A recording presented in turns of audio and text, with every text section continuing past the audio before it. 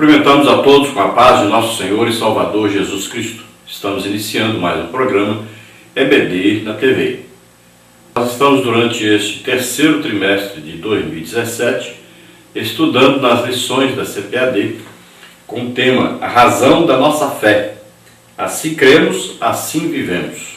O comentarista da CPAD deste trimestre é o pastor Ezequias Soares, que é pastor-presidente ali em Jundiaí, São Paulo. Se você deseja que nós estejamos aí com você e sua igreja, nós fazemos palestras de EBD, de escatologia, de família, palestras sobre missões, sobre evangelismo, sobre dons do Espírito Santo.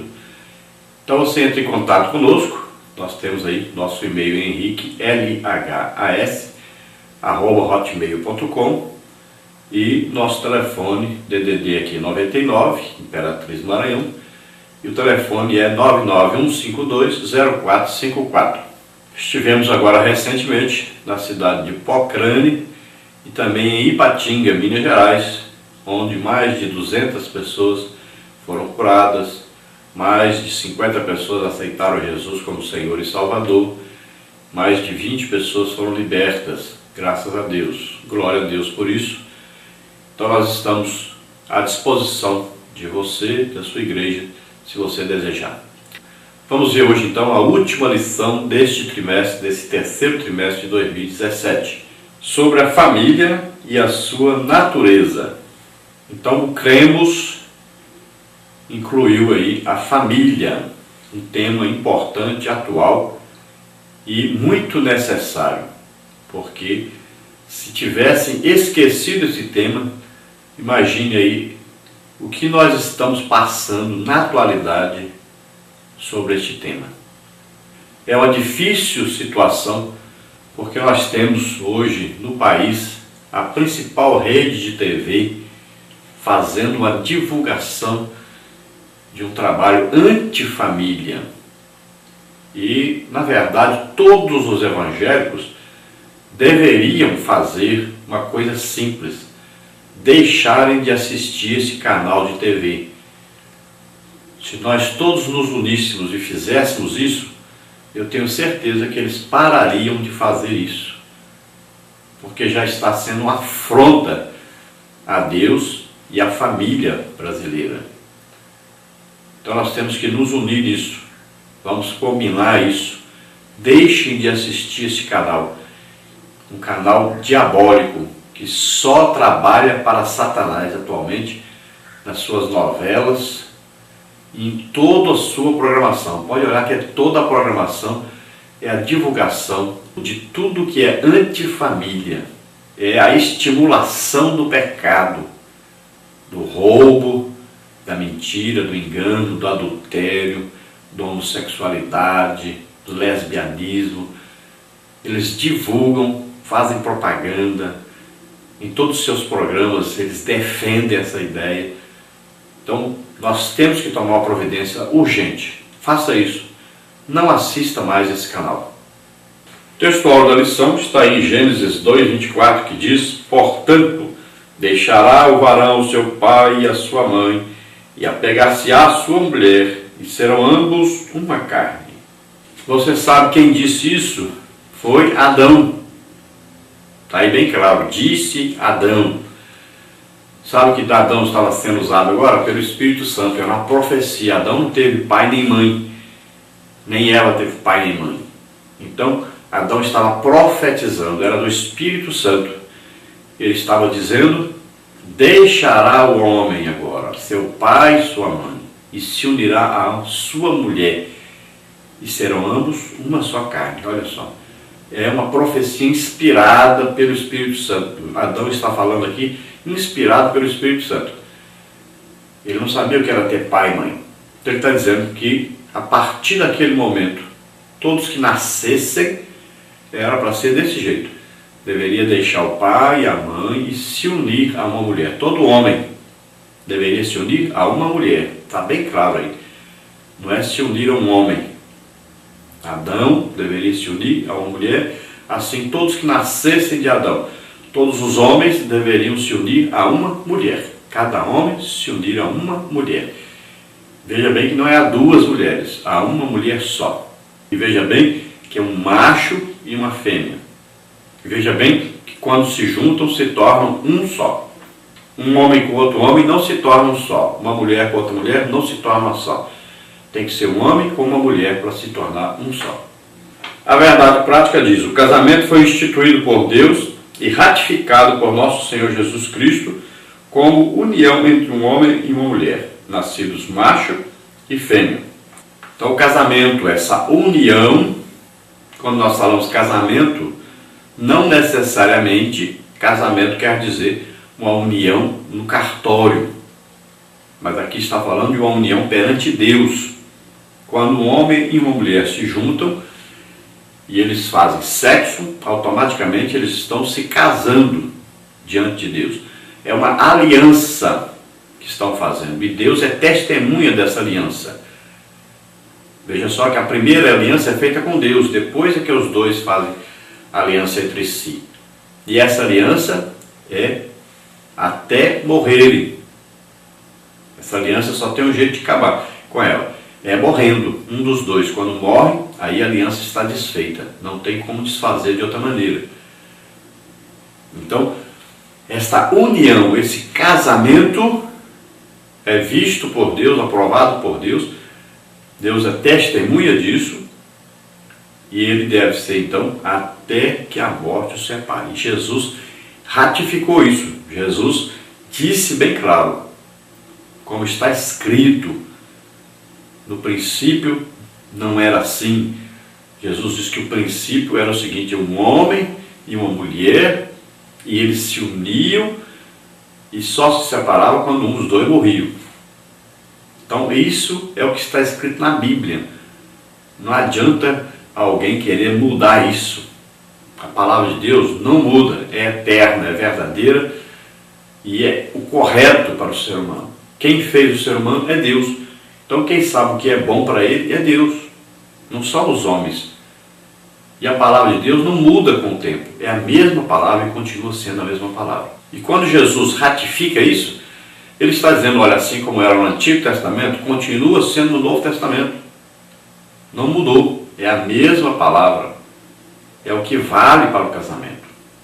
Então o casamento é a união entre dois seres, um homem, macho, uma mulher, fêmea.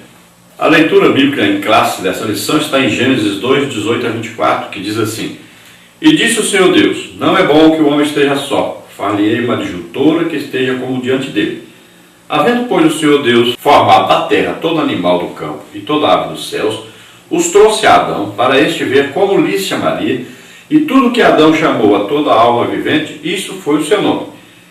E Adão pôs os nomes a todo o gado e às aves dos céus e a todo animal do campo, mas para o homem não se achava adjutora que estivesse como diante dele. Então o Senhor fez cair um sono pesado sobre Adão, e este adormeceu, e tomou uma das suas costelas, e cerrou a carne em seu lugar. E da costela que o Senhor Deus tomou do homem, formou uma mulher, e trouxe-a a Adão. E disse Adão: esta é agora osso dos meus ossos, e carne da minha carne, esta será chamada varô, porquanto do varão foi tomada. Portanto, deixará o varão seu pai e a sua mãe, e apegar-se-á a sua mulher, e serão ambos uma carne. Então veja bem que sempre quando Deus cria alguma coisa, ele diz: é bom. Mas quando ele cria Adão, ele olha e diz: não é bom. O que não é bom? Não é bom que o homem esteja só. Então aprenda isso, não é bom. Deus não é o desejo de Deus que o homem fique solteiro, ou que o homem tenha alguma relação diferente do que Deus programou para ele. Então Deus está dizendo: não é bom que o homem esteja só. Quer dizer que é bom para Deus é que o homem se case, que tenha uma mulher, que ele tenha uma família, constitua uma família, e que obedeça a ordem de Deus: crescei e multiplicai-vos. O bom para Deus é que o homem se una a uma mulher e constitua uma família, tenha filhos. Veja bem, a Bíblia diz que os filhos são bênçãos de Deus. Quando alguém se casa e não quer filhos, ele está dizendo que não quer as bênçãos de Deus no seu casamento. É simples isso. Infelizmente nós temos visto tantas famílias aí, tantos casais, né, que se casam hoje e não querem filhos. Aí dizem que é difícil, que não vai conseguir cuidar, que não tem dinheiro para isso. Mas é ao contrário, quando você obedece a Deus, é que Deus vai abençoar o seu casamento com filhos, e esses filhos vão crescer, vão desenvolver, Deus vai cuidar de você, vai dar o alimento, vai dar o vestuário. Você precisa confiar em Deus, ter fé em Deus. Sem fé é impossível agradar a Deus. Então quando você começa a ter filhos, Deus começa a abrir as portas para você, começa a ganhar um pouco mais, começa a você se alegrar mais, viver mais tranquilo, mais em casa, cuidar da sua família, o amor aumenta, a alegria. Filhos são bênçãos de Deus, creia nisso. Obedecer a Deus é o melhor que você pode fazer. Então, tenha filhos. Homem, se case e tenha filhos. Deus vai abençoar a sua família. Nesta lição nós vamos ver, então, os seguintes partes, os seguintes tópicos. Na parte 1, a origem. Tópico 1, o homem e a mulher. Tópico 2, a formação da mulher. Na parte 2 nós temos a família. Tópico 1, conceito de família entre os antigos hebreus. Tópico 2, o papel da mulher na sociedade israelita. Na parte 3 nós temos princípios básicos. Tópico 1, casamento. Tópico 2, monogamia. Tópico 3, heterossexualidade. Tópico 4, indissolubilidade. Na parte 4 nós temos aí o desafio da igreja. Tópico 1, institucionalização da iniquidade. Tópico 2, a inversão de valores. A introdução então diz: a família é assunto de interesse geral de cristãos e não cristãos, de religiosos e não religiosos. Trata-se de um projeto de Deus para os seres humanos. O livro de Gênesis traz um breve e singelo relato de como tudo isso começou e também revela o propósito de Deus para a família. Não existe prazo de validade para os princípios estabelecidos nessa narrativa e eles continuam valendo na atualidade. Esse é o enfoque da última lição. Então a família é um assunto importantíssimo para qualquer tipo de sociedade, qualquer tipo de religião, não importa. Mesmo entre os índios existe casamento, entre as pessoas que nem conhecem a sociedade, né? Existe o casamento. Veja só que é um princípio que vem de Deus. Então, esta união entre um homem e uma mulher existe em todas as culturas. Existe em toda a humanidade, qualquer raça, tribo, nação, existe esse princípio de união entre o homem e a mulher e que eles tenham filhos. Existe o princípio então da família, porque foi Deus quem criou isso. E a palavra de Deus, ela não muda, está na palavra de Deus registrada na Bíblia, e alguns que não conhecem a Bíblia fazem a mesma coisa. Une um homem ou uma mulher e eles têm filhos. Então veja só, que é um princípio colocado por Deus no coração do homem.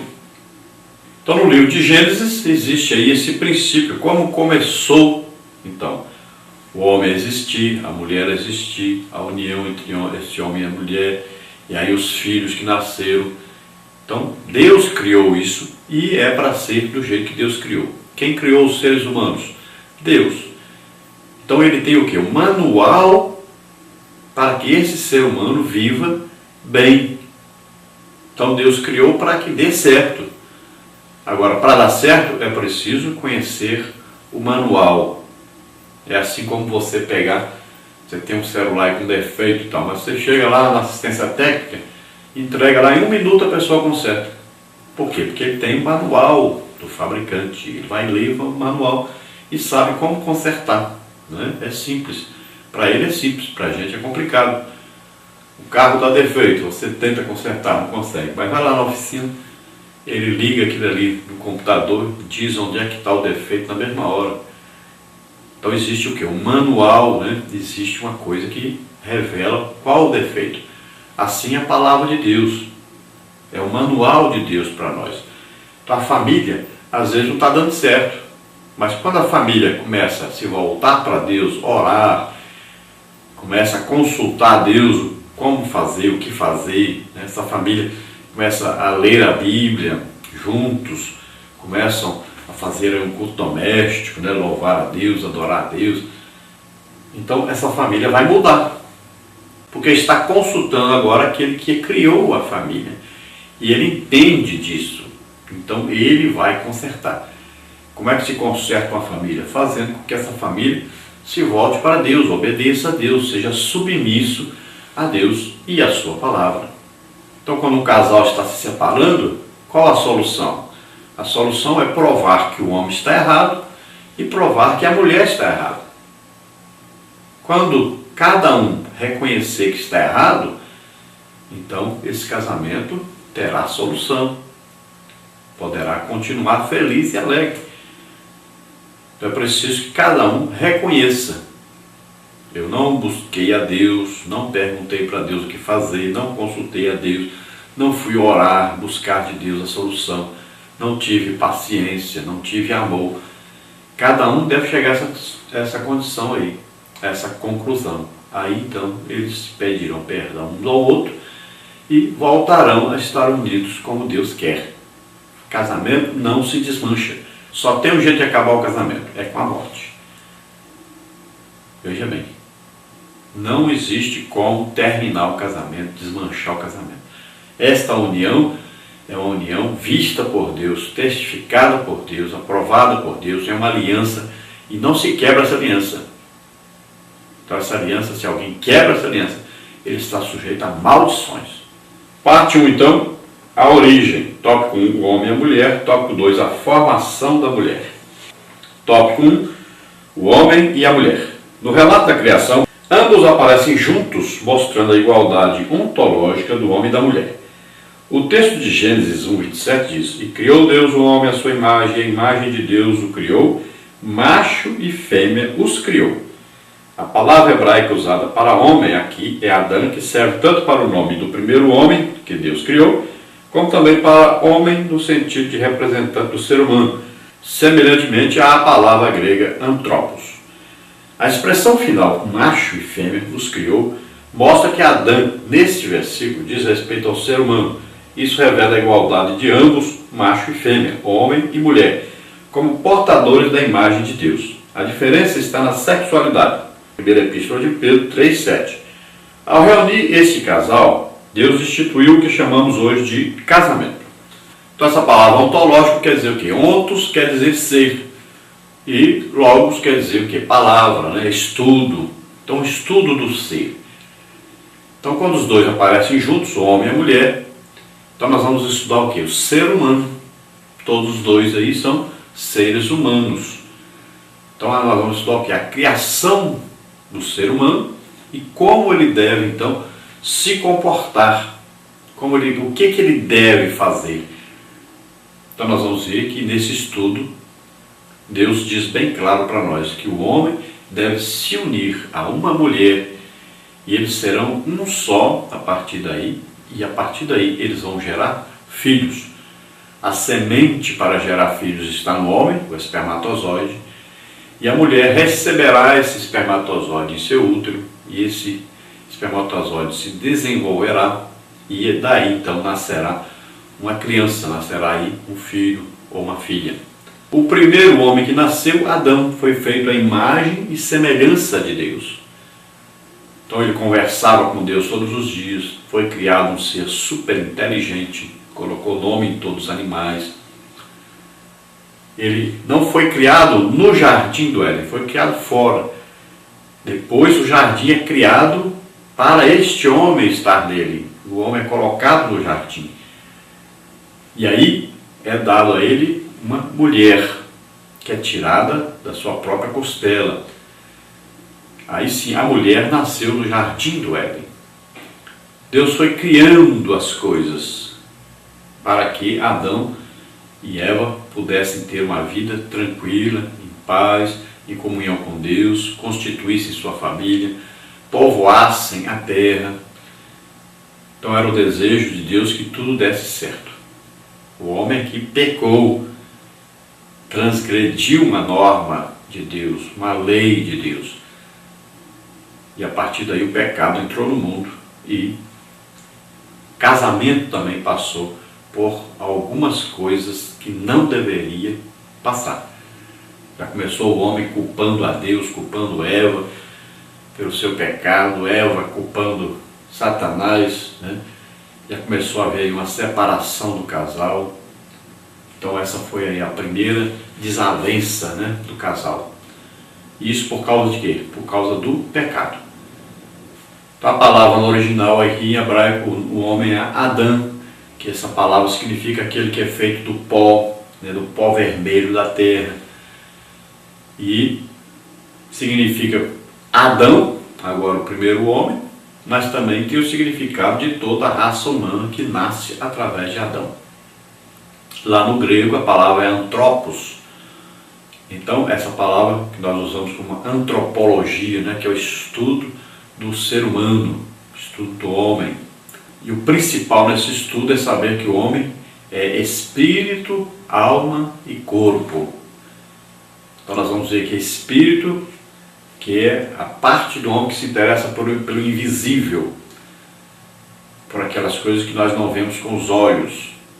Esse espírito foi criado para estar em comunhão com Deus, para ser ligado ao Espírito Santo e estar continuamente ligado a Deus. Mas o espírito pode escolher estar ligado a Satanás.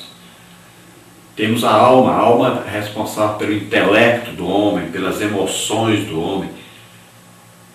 E a alma é a culpada pelo pecado.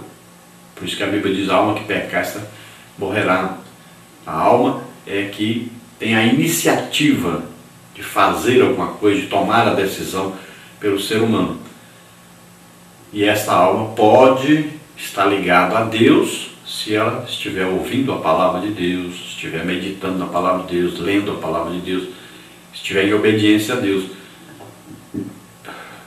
Mas se a alma estiver dando maior valor ao corpo do que ao espírito, maior valor às coisas de Satanás do que às coisas de Deus, então ela estará afastada de Deus.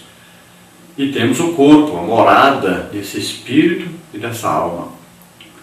E o corpo se interessa pelas coisas da terra. O corpo só vai parar de se interessar pelas coisas da terra quando ele for transformado no dia do arrebatamento da igreja. Então ele será transformado no corpo celeste, no corpo espiritual. Então ele não terá mais desejo pelas coisas da terra, não estará mais preso à terra. Mas enquanto isso não acontecer, o corpo, ele quer o quê? Comer, beber, dormir e sexo. As coisas que interessam a ele, que agradam a ele. Então ele tem que ser dominado, né? Então aí o espírito, para estar em comunhão com Deus, nós precisamos orar. A alma, para estar em comunhão com Deus, nós precisamos estar meditando, lendo a Bíblia. E o corpo, para estar em comunhão com Deus, tem que ter jejum. Então, nós vamos acrescentar o espírito à oração, vamos acrescentar a alma à leitura da Bíblia, estudo da Bíblia. Mas ao corpo nós vamos tirar, nós vamos jejuar para mantê-lo em submissão a Deus. Então o homem e a mulher, apesar dos dois serem criaturas de Deus, são completamente diferentes um do outro. Veja só que o homem se comporta de um jeito diferente, se veste de jeito diferente, toma atitudes diferentes, tem o seu aspecto exterior diferente. E a mulher também, então tem atitudes, desejos diferentes, né? Então são completamente diferentes um do outro, mas todos os dois, quando se unem um ao outro, se tornam um só. Então a mulher veio o quê? Para complementar este homem, veio para ajudar este homem, para que ele pudesse ser uma bênção para a terra toda, para toda a humanidade. Cada ser humano foi feito para ser uma bênção. E ele precisa então do homem, então o homem precisa de uma mulher junto dele, para que ele possa ser uma bênção. Muitas vezes ele pode até ser uma bênção separado da mulher, só ele sozinho, sem se casar. Mas é uma decisão difícil, é uma vida muito difícil e que poucos têm conseguido ter sucesso assim. Nós vemos na Bíblia o exemplo do apóstolo Paulo, né? Que é um exemplo de um homem que não se casou, mas foi uma bênção para a humanidade. Então, quando o casal, o homem e a mulher, se juntam sexualmente, eles estão formando o quê? A partir daí uma família. E a partir daí terão filhos. E esta união é aprovada por Deus, é testemunhada por Deus, e Deus está neste casamento. Tópico 2, a formação da mulher. A Bíblia nos conta como a mulher surgiu na história humana. Curiosamente, a formação da mulher não aparece nos antigos registros do Oriente Médio. No relato da criação em Gênesis, a formação do homem só aparece uma vez, Gênesis 2:7, e 6 vezes a da mulher, versículos 18 a 23. O termo adjutora, versículo 18, quer dizer auxiliadora, conforme vemos na Almeida Revista Atualizada, e ajudadora, de acordo com o que registra a tradução brasileira. Isso não inferioriza a mulher, pois os termos auxiliador ou ajudador devem ser entendidos à luz do contexto. Salmo 54:4, Hebreus 13:6.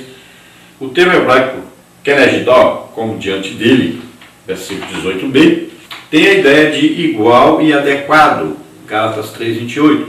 O relato da criação pressupõe que Deus colocou o homem como prioridade governamental, 1 Coríntios 11:3, mas que ambos os sexos, homem e mulher, são mutuamente dependentes, 1 Coríntios 11:11.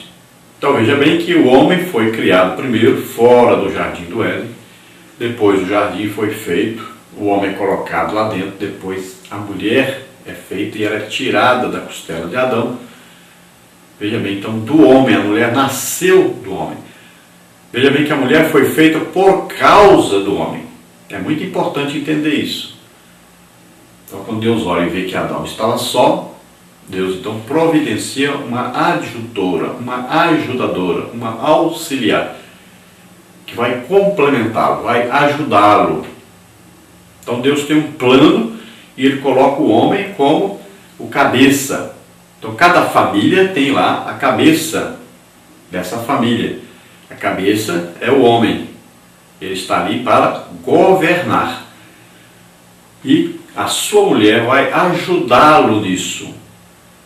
Vai promover ali uma situação que faça com que esse homem esteja sempre em comunhão com Deus e que esse homem faça aquilo que Deus programou para ele fazer.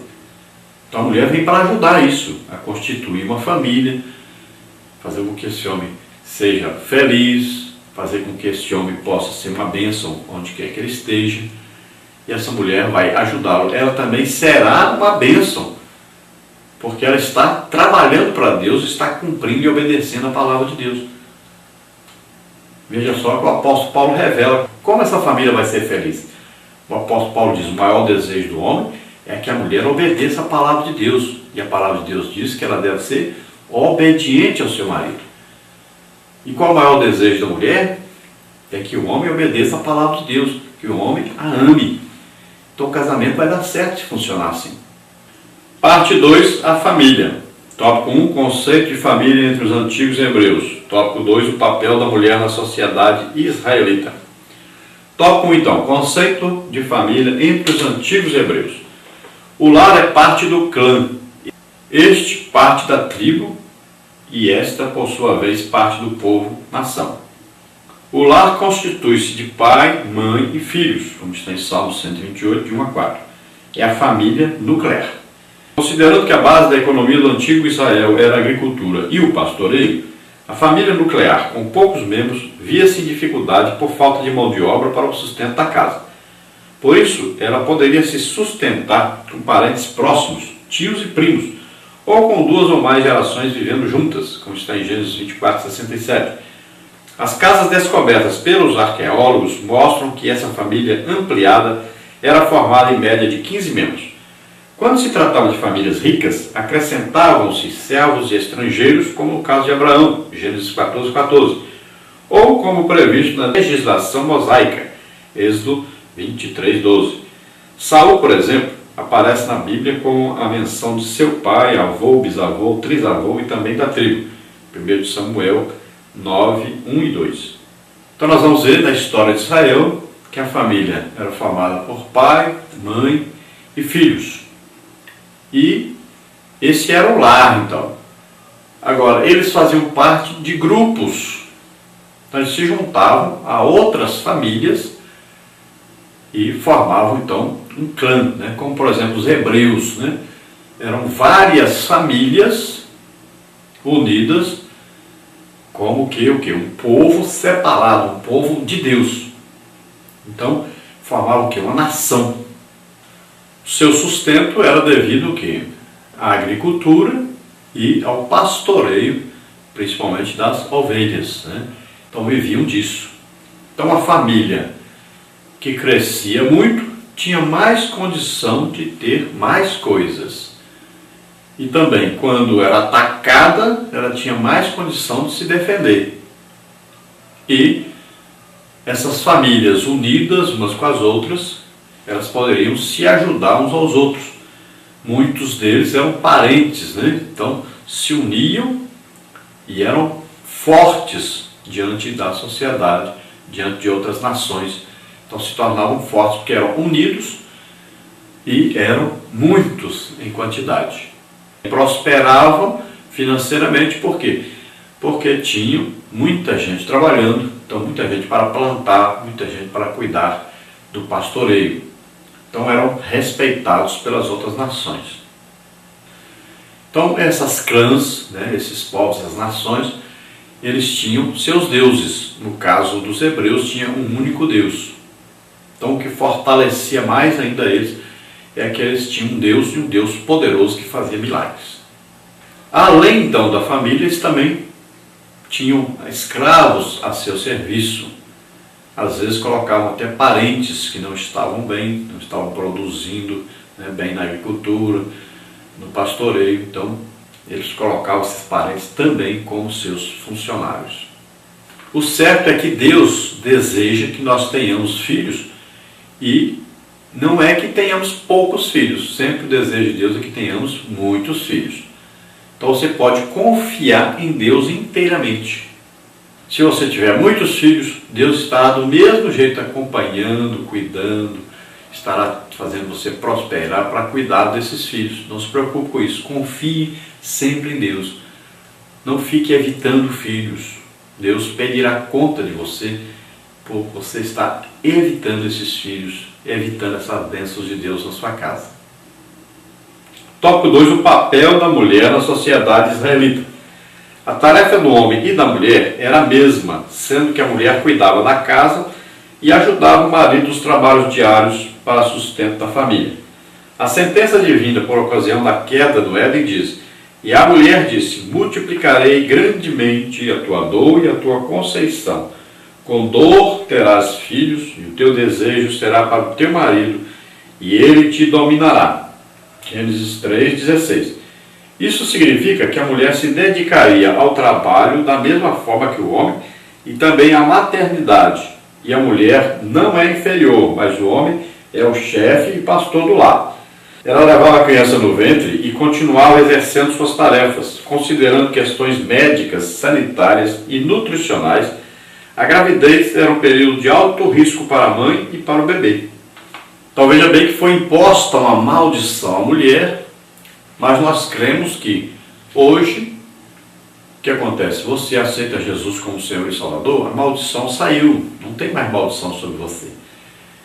Então você agora tem a facilidade, né? Muitas mulheres hoje têm aí um parto sem dor, nem vê a dor, faz uma cesariana, né?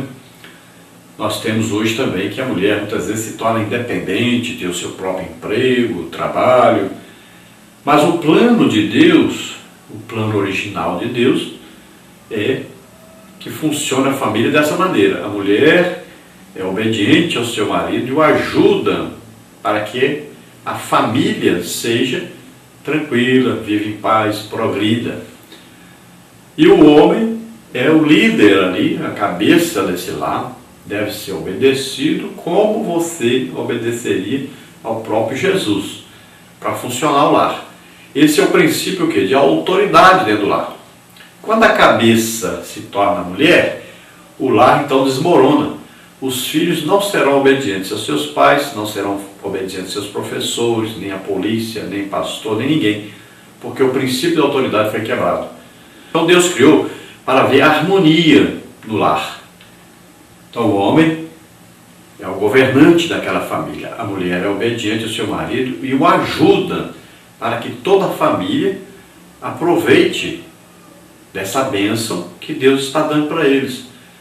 Então, essa união e esse trabalho unido em prol da família vai fazer com que a família seja um lar, né? Seja um lugar onde haja paz, alegria, harmonia, onde haja adoração a Deus. E ali existirão as bênçãos de Deus, que são os filhos desse casal. Então, os filhos serão educados dentro da palavra de Deus, e ali haverá uma harmonia. Ali é o quê? É uma igreja. A primeira igreja que existe é essa, a família, dentro do lar. Então essa família será exemplo para as outras famílias em volta e será uma bênção para as outras famílias em volta.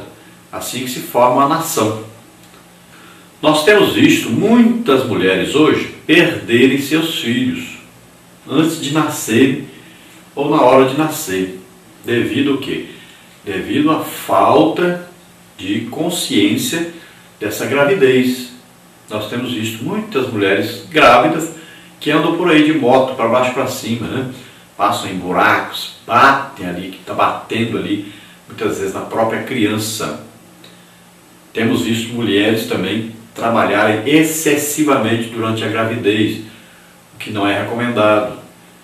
Temos visto também mulheres, né, que muitas vezes ainda não são crentes, aí fumam, bebem, consomem drogas durante a gravidez. Depois o resultado é funesto. Então temos que tomar cuidado. Então a mãe tem que saber, eu tenho uma criança em formação dentro de mim e eu tenho que tomar cuidados necessários para que essa criança possa nascer e nascer com saúde. Então muita gente tem pagado um alto preço por causa disso, por não considerar a gravidez um estado onde a mulher não deve se comportar como antes de estar grávida. Vamos ver a parte 3, princípios básicos. Tópico 1, casamento. Tópico 2, monogamia. Tópico 3, heterossexualidade. Tópico 4, indissolubilidade. Tópico 1, então, casamento. É a mais fundamental de todas as relações sociais. Trata-se da união íntima e verdadeira entre duas pessoas de sexos opostos que manifestam publicamente o desejo de viverem juntas mediante um pacto solene e legal. Não existe no universo entre os seres vivos e inteligentes uma intimidade maior do que a que existe entre marido e mulher, exceto apenas entre as três pessoas da Trindade. Deus estabeleceu a família para companheirismo mútuo e felicidade, para uma convivência amorosa. A declaração, portanto, deixará o varão, seu pai e a sua mãe, e apegar-se-á a sua mulher, e serão ambos uma carne, como está em Gênesis 2:24, apresenta três princípios básicos sobre o casamento. Monogamia, 1 Coríntios 7:2, heterossexualidade, Gênesis 4, de 1 e 25, e indissolubilidade, Mateus 19:6. Então, duas pessoas que se sentem atraídas uma pela outra, e essa atração deve existir. É uma atração intelectual, é uma atração física, né? Deve existir essa atração. O casamento sem essa atração não funciona. Então o homem deve ser atraído, né, pela mulher. O homem olha e sente-se atraído. Então, pelas feições, né, exteriores, geralmente o homem olha o exterior. E a mulher olha para o homem e ela se sente atraída pela sua conversa, né? Pelas suas palavras, pelo seu, às vezes, romantismo. Então, ela se sente atraída, ela vê que aquele homem pode cuidar dela, principalmente isso. Quando eles se unem sexualmente, isso é o quê? É um casamento, é uma aliança que é feita, primeiro com Deus e depois entre os dois. E essa aliança só pode ser quebrada com a morte. Então, essa união entre esses dois é uma união quase que perfeita. Só não é perfeita. Por que não é perfeita? Porque os dois não pensam da mesma maneira, os dois não têm os mesmos desejos. Então são diferentes. A união de duas pessoas diferentes que se tornam uma só. União perfeita só Deus. Deus Pai, Filho e Espírito Santo. Três pessoas, um Deus só. Mas todas essas três pessoas pensam a mesma coisa, desejam a mesma coisa. Aí é diferente, é a perfeição. Então quando Adão diz, deixará o homem seu pai e sua mãe, e se unirá à sua mulher, e serão os dois uma só carne. Olha, tem um princípio de que aí? Olha, deixará o homem seu pai e sua mãe, se unirá à mulher. Olha aí, um homem e uma mulher. Heterossexualidade, sexos diferentes, um homem e uma mulher. Quando fala assim, olha, deixará o homem, não é os homens, se unirá a uma mulher, olha, uma mulher. Então é o princípio da monogamia, o casamento entre um homem e uma mulher.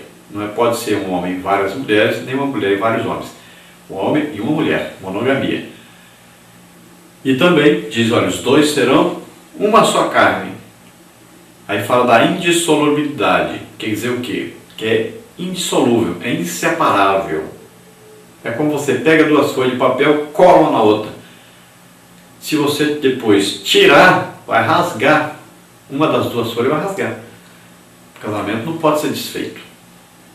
Então é a união entre dois seres, um homem e uma mulher, diferentes um do outro, mas que se unem e se tornam um só. E só existe uma maneira de separar o casamento. Sempre lembrando, só se morrer um dos dois. Se não morrer, não há separação, não pode ser separado. Então vamos ver aí no tópico 2, monogamia. O termo diz respeito às sociedades que adotam o princípio do casamento de um homem com uma única mulher e vice-versa, conforme estabelecido pelo Criador. As palavras "e apegar-se à sua mulher", versículo 24, apontam para o princípio monogâmico. O texto não diz "às suas mulheres", mas pelo contrário, "à sua mulher". Essa verdade expressa o pensamento bíblico. 1 Coríntios 7,2 e 1 Timóteo 3,2. 1 Coríntios 7,2, então, Paulo fala sobre a prostituição. Para não haver prostituição, então cada um tenha a sua mulher, cada homem tem a sua própria mulher, se case, cada mulher tem seu próprio marido. Então, a união entre o marido e a esposa, entre um homem e uma mulher. E lá na carta do apóstolo Paulo a Timóteo, ele diz que aquele que é um líder espiritual, um pastor, um evangelista, um presbítero, aquele que é um obreiro, deve ser casado com uma mulher. Veja só, uma mulher só. Se ele casar de novo, já não pode mais ser um obreiro. Tópico 3, heterossexualidade. Um dos propósitos divinos da criação do homem e da mulher é a procriação, visando a conservação dos seres humanos na terra. Macho e fêmea os criou. E Deus os abençoou e Deus lhes disse: frutificai, multiplicai-vos e enchi a terra. Quando Deus formou a mulher da costela de Adão, a Bíblia afirma: deixará o varão seu pai e sua mãe e apegar-se-á à sua mulher. Gênesis 2:24. Isso mostra que a diferenciação do sexo assegura as particularidades de cada um na união conjugal, postura necessária à formação do casal. O homem se une sexualmente à sua esposa como resultado do amor conjugal, não só para procriar, mas para uma vivência afetuosa, agradável e prazerosa. Provérbios 5:18. O relacionamento sexual aprovado na Bíblia é o de um homem e de uma mulher dentro do matrimônio. O pai e a mãe são o referencial para a formação tanto do menino quanto da menina. Acima de qualquer exemplo, o comportamento estabelecido para o homem e para a mulher deve vir da palavra de Deus. Então veja só, uma união de um homem e uma mulher. E esse relacionamento do homem e a mulher vai ser responsável pela criação dos seus filhos dentro da palavra de Deus. Então o filho, o menino, o homem, vai ver o pai como se comporta e ele vai imitar o pai na sua masculinidade. A filha mulher vai ficar olhando o comportamento da sua mãe dentro da família, para imitar então a sua mãe. Então estará tudo acontecendo normalmente. Imagine esses casamentos que estão inventando por aí. O filho vai imitar quem? Então vai ser uma confusão terrível, né? Então veja bem que dentro do lar deve haver o pai, a mãe. O pai se comporta como homem, a mãe se comporta como mulher. O pai é o governante, cabeça do lar. A mãe é a adjutora, ajuda e obedece ao marido. Aí os filhos vão olhar isso e vão ver o papel do homem, o papel da mulher dentro do lar. Vão imitar. O filho imita o pai e a filha imita a mãe. Porque muitas vezes tem um comportamento errado. Porque aí às vezes falta a mãe no lar, ou falta o pai, né? Ou a mãe cria o filho como se fosse uma filha, ou o pai cria a filha como se fosse filho. Então existe uma confusão aí depois. Então tem que ser ensinado dentro de casa qual o comportamento de cada um, qual a maneira de viver de cada um. Sempre olhando para a Bíblia. A Bíblia é prumo, é a palavra de Deus, é o que deve ser consultado para toda a criação. Tópico 4, indissolubilidade. A natureza indissolúvel do casamento vem desde a sua origem, e serão ambos uma só carne, versículo 24b. O Senhor Jesus Cristo diz que essa passagem bíblica significa a indissolubilidade do casamento, Mateus 19,6. O voto solene de fidelidade um ao outro, até que a morte os separe, que se ouve dos nubentes numa cerimônia de casamento, não é mera formalidade, Malaquias 2,14. O casamento só termina pela morte de um dos cônjuges, Romanos 7,3. Pela infidelidade conjugal, Mateus 5,32, 19,9. Ou pela deserção por parte do cônjuge descrente, 1 Coríntios 7,15. Então Jesus falou sobre isso, que o casamento é indissolúvel. Essa é a vontade de Deus, que nunca o casal se separe, a não ser pela morte de um dos cônjuges. Alguém diz, mas a Bíblia diz que se um dos cônjuges for infiel, então a pessoa pode casar. Lembre-se de uma coisa importante. Jesus disse que aquele que nos ofende deve ser perdoado. Quantas vezes? Até 70 vezes 7. Então, olha só, existe um princípio do perdão. Outra coisa, lá Jesus disse por causa de prostituição, não é por causa de adultério. Não existe essa palavra adultério lá. A palavra é porneia, significando prostituição. Ou seja, no primeiro dia que se casava, se a mulher não era virgem, então o homem poderia dar uma carta de divórcio e separar dela. Só essa oportunidade que tinha. Fora disso, não existe permissão de Deus para a separação do casal e divórcio.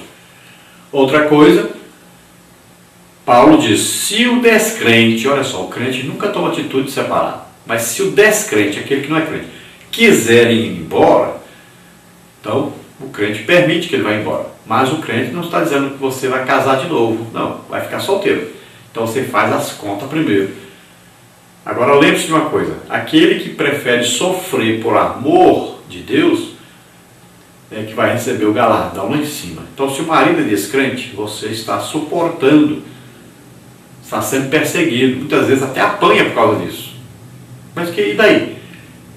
Os servos de Deus estão dispostos a tudo por amor a Deus. É a sua cruz. Então você deve suportar tudo por amor a Deus. O apóstolo Paulo não apanhou? Quase foi à morte por causa de Jesus. Então você vai suportar essa pessoa descrente. Vai fazer de tudo para ela aceitar Jesus. Vai orar por ela, jejuar, falar com o pastor para ir lá, com os irmãos, tudo. Você vai fazer de tudo para ela se converter. E você nunca vai tomar atitude de se separar dessa pessoa. Na parte 4 nós temos aí o desafio da igreja. Tópico 1, institucionalização da iniquidade. Tópico 2, inversão de valores. Tópico 1, então, institucionalização da iniquidade. A tendência humana é desafiar a Deus em tudo. Isso vem desde a Torre de Babel, Gênesis 11:4, e vai continuar até o final dos tempos. E com a sagrada instituição da família não é diferente, uma vez que Deus a instituiu como união entre um homem e uma mulher, Gênesis 2:24, 1:27 e 28. O atual sistema de coisas quer institucionalizar a iniquidade ao considerar legítima diante de Deus a união de pessoas do mesmo sexo. É ir longe demais, em uma verdadeira afronta a Deus, Levíticos 18:22 e 20:13. A Bíblia condena a prática homossexual ou o pecado de Sodoma, para usar o termo bíblico, Deuteronômio 23:17 e Judas 7. O avanço dessa prática é um dos sinais do fim dos tempos, Lucas 17:28 a 30. A Bíblia condena de maneira direta tal estilo de vida, Romanos 1:26 e 27, 1 Coríntios 6:10, 1 Timóteo 1:9 e 10. Então o que é isso? Querem colocar a união entre um homem e uma mulher como instituição, ou seja, colocar uma lei aí que permita essa união e apoie essa união, contrariamente à Bíblia, a palavra de Deus, que diz exatamente o contrário. Ainda fala que isso é iniquidade, que isso é pecado. E ainda fala, e em Romanos ainda diz que essa união produz um presente que a pessoa recebe, que é o que? A AIDS, né? E muitas doenças têm surgido por causa disso. Então veja só, a palavra de Deus condena totalmente essa atitude, essa união de homem com homem, mulher com mulher. Mas as pessoas não estão nem aí para Deus. Fizeram até uma Bíblia agora, tiraram tudo isso que condenava essa união, mudando a palavra de Deus, o que está registrado na Bíblia, dizendo que aquele que alterar, aquele que tirar ou que aumentar o que está na palavra de Deus, vai sofrer as maldições que estão na palavra de Deus. Mas eles não têm o mínimo de temor de Deus. Então veja só que estão querendo institucionalizar. Então nós temos que tomar cuidado, porque essas pessoas estão cada vez crescendo mais. E o culpado muitas vezes somos nós. Nós falamos no início então da nossa gravação. Pare de assistir esse canal que anda estimulando isso, essa união de homem com homem, mulher com mulher. Não assista mais esse canal.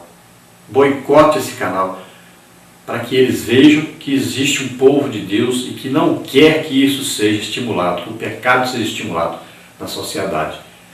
Eles dizem que as suas novelas, filmes, representam a sociedade, mas acontece que a sociedade não tem nem 1% de pessoas que são homossexuais ou que apoiam essa atitude contrária à palavra de Deus. Nem 1% não tem.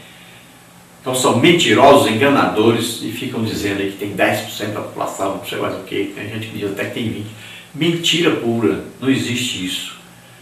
Se for feito um estudo sobre isso sério, vamos ver que nem 1%, não dá nem 1% da população brasileira que concorda com isso ou que quer isso. Porque a maioria da população brasileira é cristã. Não estamos falando de salvos, mas aqueles que declaram ser cristãos. Aqueles que têm pelo menos uma Bíblia. Então, a Bíblia condena totalmente essa atitude. Tópico 2 é a inversão de valores. O que se vê hoje é a tentativa de tornar o errado certo e o certo errado. Isaías 5:20. O mundo atual está invertendo os valores em busca do hedonismo, ou seja, a procura indiscriminada do prazer, gozo sensual, deleite sexual. 1 de João 2,16. Mas essas autoridades vão prestar contas de tudo isso. Isaías 10:1.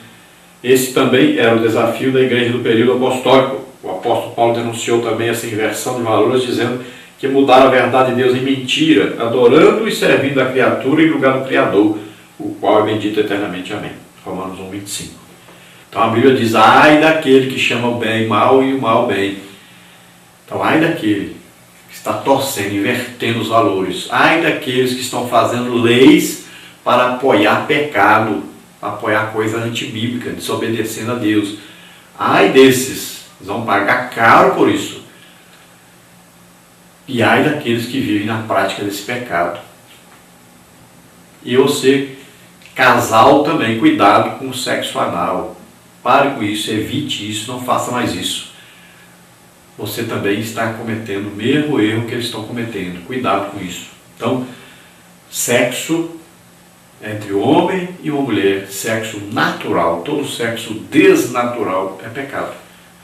Então aí, tanto faz aí o sexo anal, como também a masturbação, são pecados. Não cometa esses pecados. E aqueles que estão vivendo aí na homossexualidade, muito cuidado, porque o juízo de Deus vem sobre aqueles que são desobedientes a Deus. Nosso tempo não dá para comentar mais do que isso, mas já comentamos em lições anteriores sobre isso. Você olhe lá, o segundo trimestre de 2013. Então veja lá essas lições que são sobre a família, tem mais detalhes aí escritos e também em vídeo. Vamos então à conclusão da lição, que diz: diante do exposto, entendemos que Deus criou o homem e a mulher para ser mutuamente dependentes, entretanto cada um em sua particularidade, para juntos, com os filhos, a herança do Senhor, formar um núcleo familiar. Esta é então a primeira estrutura social humana. Então, muito resumidamente, nós vimos aí falando sobre a família, constituída por um homem e uma mulher que se unem e se tornam um só, e daí nascem os filhos. Essa família será uma bênção para a sociedade se ela obedecer a palavra de Deus e se tornar uma igreja de Deus ali na sua casa, no seu lar. Vamos orar agora. Se você deseja entregar sua vida para Jesus Cristo, você acredita agora que Ele morreu por você, ressuscitou, que Ele te salvou morrendo por você na cruz, Então você se arrepende agora dos seus pecados, pede perdão a Deus, seu nome será escrito no livro da vida do céu, você receberá agora, nesse momento, a salvação. Vamos orar juntos. Pai querido, aqui estão essas vidas diante de Ti. Abençoa, Senhor, essas vidas. Recebe deles, Senhor, o pedido de perdão agora. Perdoa-os, escreve seus nomes no livro da vida. Salva-os, Senhor, agora. Aragrada luz, tendeberfar, redioceres testare. Ó Deus, que se agrada do arrependimento, do sincero arrependimento. Abençoa essas vidas, Senhor. Ajuda-os daqui para frente, que eles possam ter uma família, Senhor, de acordo com a Tua palavra, criar seus filhos na demonstração da Tua palavra. Abençoa Teu povo, em nome de Jesus, aqueles que estão doentes, enfermos, em nome de Jesus. Solta agora toda enfermidade, toda doença. Sai daí, em nome de Jesus. Toca, Senhor, essas vidas. Faz, Senhor, milagres. Em nome de Jesus te agradecemos. Amém. Glória a Deus. Aleluia. Olha, se você deseja nos convidar para estarmos aí na sua igreja, entre em contato conosco. Está aí o e-mail, henriquelhas@hotmail.com, e o nosso telefone 99 é o DDD, aqui de Imperatriz Maranhão, onde eu moro, e o telefone é 991520454. Então entre em contato conosco, aí esse telefone também é o WhatsApp.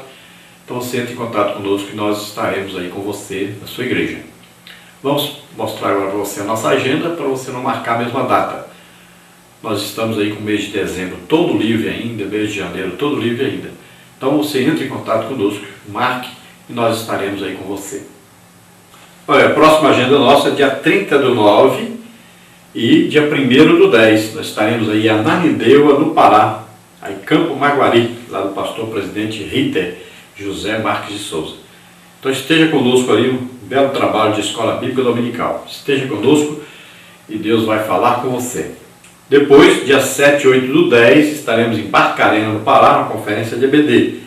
13, 14 e 15/10, estaremos em Fortaleza, Ceará, lá no bairro Barra do Ceará. Depois, dias 3, 4 e 5/11, estaremos em Teresina, Piauí, no grande congresso de EBD. Dias 18 e 19/11, estaremos em Ribeirão das Neves, Minas Gerais. Dia 14/11, estaremos em Porto Franco, Maranhão. Depois não temos mais agenda. Mês 11, mês 12 não temos agenda ainda. Janeiro não temos agenda ainda. E 27/2/2018, estaremos em Tumbiara, Goiás, lá com o pastor José dos Santos. Então você entra em contato conosco e marque para nós estarmos aí com você. A paz do Senhor a todos. Vamos iniciar o próximo trimestre.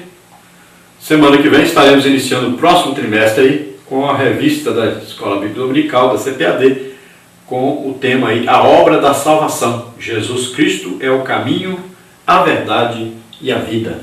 Nós vamos estudar as seguintes lições: uma promessa de salvação, a salvação na Páscoa judaica, a salvação e o advento do Salvador, salvação, o amor e a misericórdia de Deus, a obra salvífica de Jesus Cristo, a abrangência universal da salvação, a salvação pela graça, salvação e livre-arbítrio, arrependimento e fé para a salvação, o processo da salvação, adotados por Deus, perseverando na fé, glorificados em Cristo, vivendo com a mente de Cristo.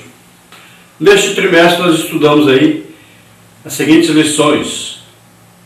O tema foi a razão da nossa fé. Assim cremos, assim vivemos. Lição 1, inspiração divina e autoridade da Bíblia. Lição 2, o único Deus verdadeiro e a criação.